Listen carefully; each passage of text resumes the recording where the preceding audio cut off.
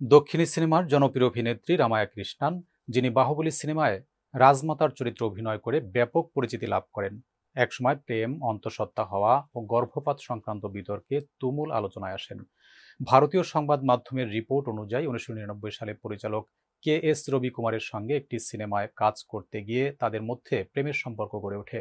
রবি কুমার তখন বিবাহিত এবং রামায়া তখন অবিবাহিত ছিলেন। এ সম্পর্ক সামনে আসতেই পরিচালক রবি কুমারের স্ত্রীর পক্ষ থেকে তীব্র আপত্তি ও হুমকি আসতে থাকে। পরবর্তীতে গুঞ্জন ছড়ায় রামায়া অন্তঃসত্ত্বা হয়ে পড়েছেন এবং রবি কুমার তার দায়দায়িত্ব অস্বীকার করেন।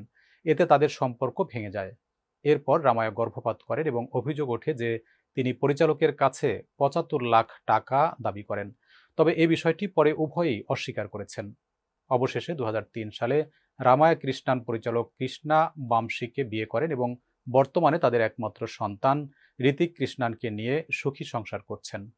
এ বিতর্ক ও গুঞ্জন দীর্ঘদিন ধরে সিনেমাপ্রেমী এবং ভক্তদের মধ্যে চর্চার বিষয় হলেও বর্তমানে রামায়া তার ব্যক্তিগত জীবন নিয়ে সুখী এবং এক নতুন অধ্যায় শুরু করেছেন।